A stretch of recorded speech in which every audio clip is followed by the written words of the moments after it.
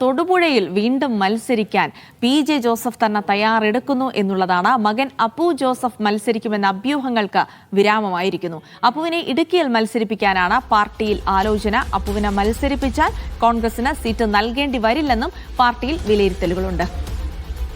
മുഹമ്മദ് ആഷിഖുണ്ട് വിവരങ്ങൾ നൽകാനായി. ആഷിഖ്, അങ്ങനെ തൊടുപുഴ സ്വന്തം തട്ടകത്തിൽ പി.ജെ. ജോസഫ് തന്നെ ഒരിക്കൽ കൂടി മത്സരത്തിനിറങ്ങാം എന്നുള്ള കാര്യത്തിൽ ഒരു അന്തിമ തീരുമാനമായി എന്ന് പ്രതീക്ഷിക്കുന്നു. അങ്ങനെയാണെങ്കിൽ അപ്പു ജോസഫ് ഇടുക്കിയിലേക്കായിരിക്കും, കോൺഗ്രസിന് സീറ്റ് വിട്ടുകൊടുക്കേണ്ട കാര്യമില്ല തുടങ്ങിയ കരുനീക്കങ്ങൾ തന്നെയാണോ കേരള കോൺഗ്രസ് ജോസഫിൽ സജീവമാകുന്നത്?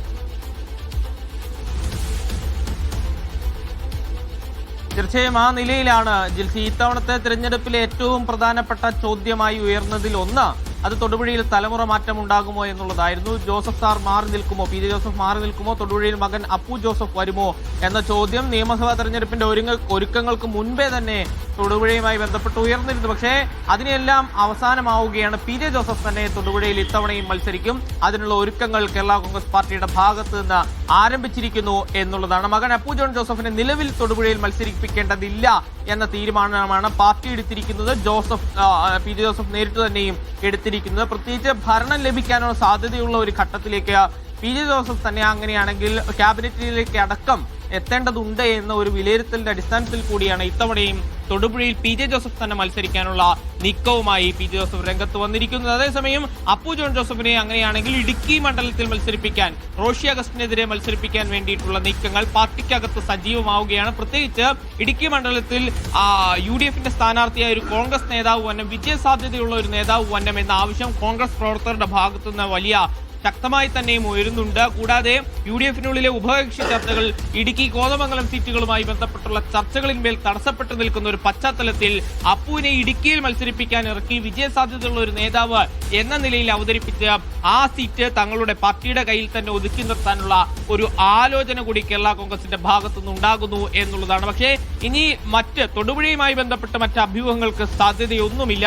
ഇത്തവണ പി.ജെ. ജോസഫ് തന്നെയായിരിക്കും തൊടുപുഴയിൽ UDFന്റെ സ്ഥാനാർത്ഥിയായി ഉണ്ടാവുക. ഓട്ടോറിക്ഷ ചിഹ്നത്തിൽ തൊടുപുഴയിൽ പി.ജെ. Joseph മത്സരിച്ചാൽ PJ. ജോസഫിന് കഴിഞ്ഞ കാലത്തെ ചരിത്രങ്ങൾ എടുത്ത് പരിശോധിച്ചാൽ തൊടുപുഴയിൽ വിജയം ഉറപ്പാണ് എന്നുള്ളതാണ്.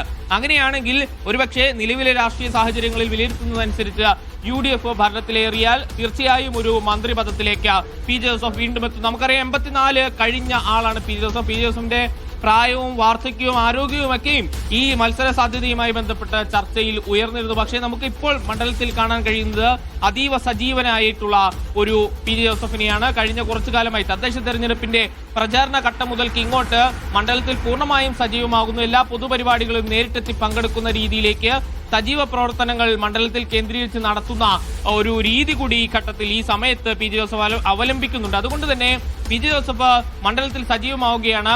പി.ജെ. ജോസഫ് അല്ലാതെ മറ്റൊരു സ്ഥാനാർത്ഥി UDFന് ഇത്തവണ തൊടുപുഴയിൽ ഉണ്ടാവുകയില്ല എന്ന് നമുക്ക് ഉറപ്പിച്ച് പറയാൻ കഴിയുന്ന സാഹചര്യത്തിലേക്ക് കാര്യങ്ങൾ എത്തിയിട്ടും ഉണ്ട് ജിൽസി.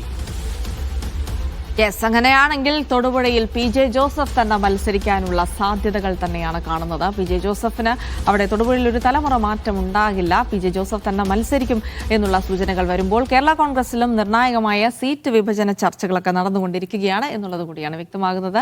മുഹമ്മദ് ആഷിഖാണ് വിവരങ്ങൾ നൽകിയത്.